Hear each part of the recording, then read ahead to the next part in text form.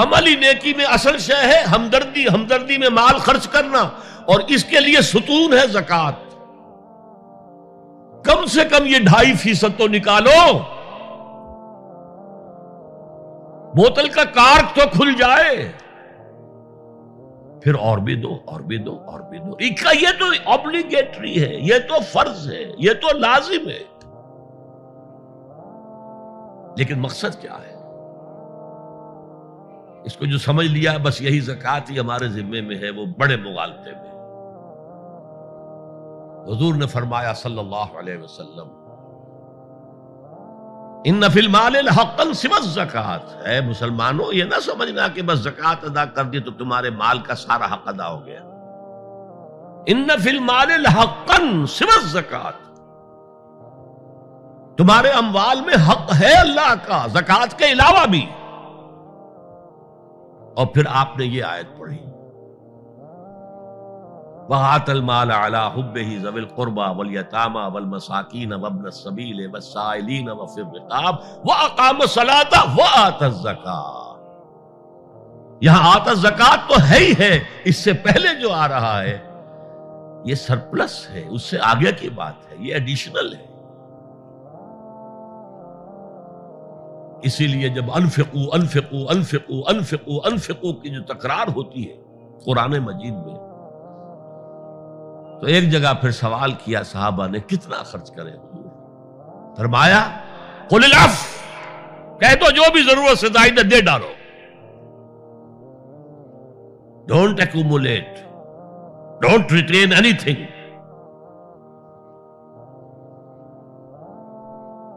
ایک بات آپ سے کہوں، آپ کچھ چونک جائیں گے، حضور نے کبھی زکوٰۃ دی؟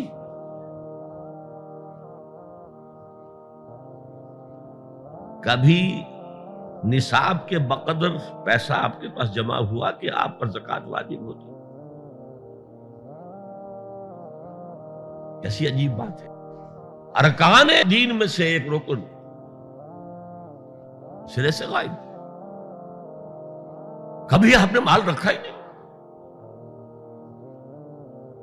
حضور کا اسوہ ہم جانتے ہیں، مسواک کر لی ہے، پائچے جو ہے ٹخنے سے اوپر کر لیے ہیں، یہ اسوہ ہے؟ ہاں ہے، یہ بھی ہے، ٹھیک ہے، سنت ہے، اسوہ تو یہ ہے۔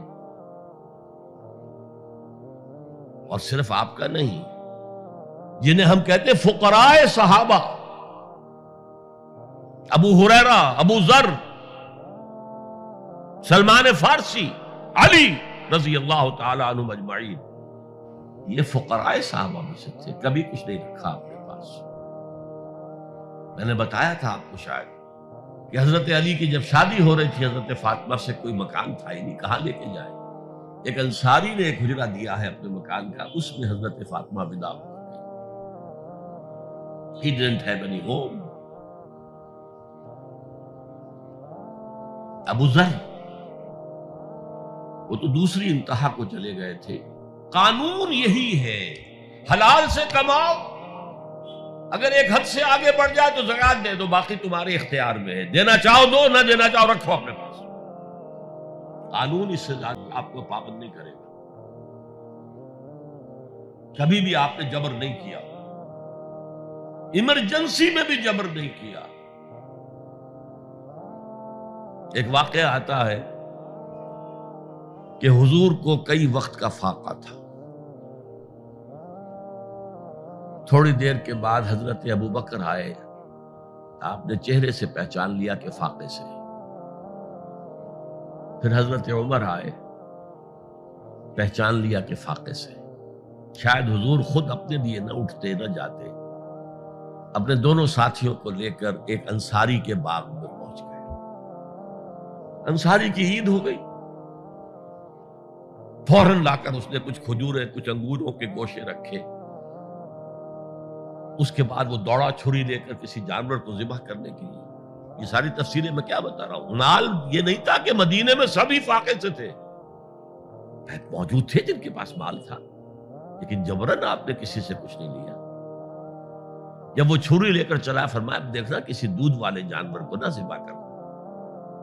بہرحال کچھ دیر کے بعد وہ گوشت پکا کر لایا، روٹیاں رکھی۔ اس کے بعد حضور نے ایک روٹی پر چند بوٹیاں رکھ کر کہا یہ عائشہ کو دے آؤ، اسے بھی کئی وقت کا فاقہ ہے۔ اور پھر حضرت عمر کی طرف رخ کر کے کہا عمر یہ ہیں وہ نعمتیں جس کا حساب دینا پڑے گا اللہ کے ہاں۔ فَأَمَّا بِنِعْمَةِ رَبِّكَ فَحَدِّثْ، اور یہ جو فرمایا گیا الہاکم التکاثر میں نعمتوں کا حساب لیا جائے۔ وَلَتُسْأَلُنَّ يَوْمَئِذٍ عَنِ النَّعِيمِ، فرمایا یہ نعمتیں۔ یہ ہے اصل میں انفاق کا معاملہ، آپ کے اس پر چھوڑ دیا گیا ہے۔ جتنا بھی آپ میں جذبہ ہے، جتنا بھی آخرت کا یقین ہے، اتنا ہی آپ پسند کریں گے کہ آخرت کے بینک میں جمع کرائیں، یہاں کے بینکوں میں کیوں جمع کرائیں؟ یہاں کتنا دے دیں گے آپ کو؟ 10%، 20%؟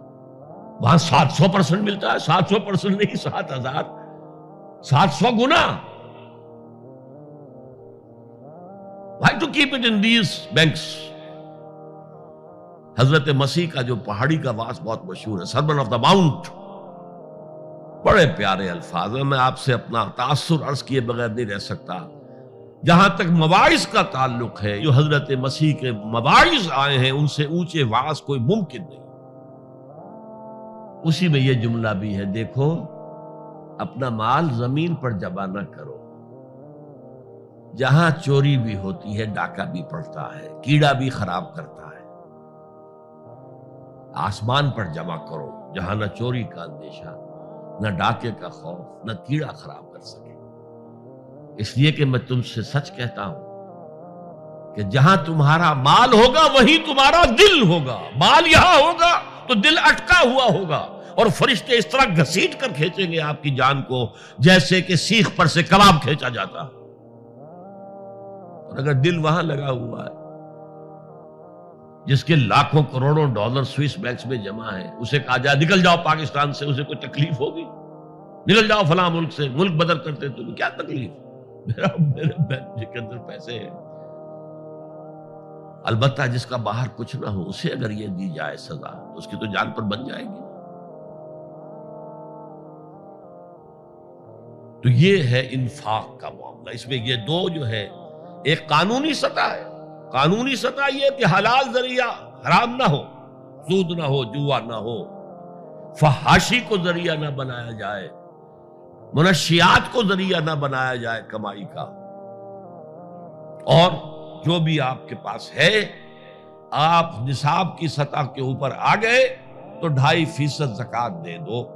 قانون اس سے آگے آپ سے مطالبہ نہیں کرے گا، اگرچہ فقہاء نے یہ فتویٰ دیا ہے کہ اگر کسی وقت جو فقراء ہیں ان کی ضرورتیں زکوٰۃ سے پوری نہ ہو سکے تو اس وقت کا امام، اس وقت کا خلیفہ، وہ زبردستی بھی امراء کے مال میں سے مزید لے سکتا ہے زکوٰۃ کے علاوہ۔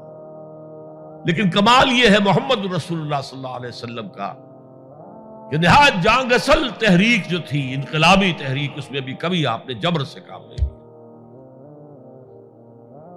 یہ آپ کے چوائس پر ہے۔ البتہ ایک معیار مقرر کر دیا، جیسے حضرت ابو بکر غزوہ تبوک کے موقع پر سب کچھ لے آئے تھے گھر میں جھاڑو پھینک کر۔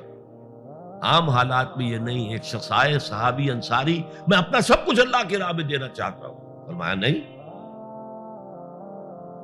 تم چاہتے ہو کہ اپنے ورثاء کو غریب اور فقیر بنا کر جاؤ؟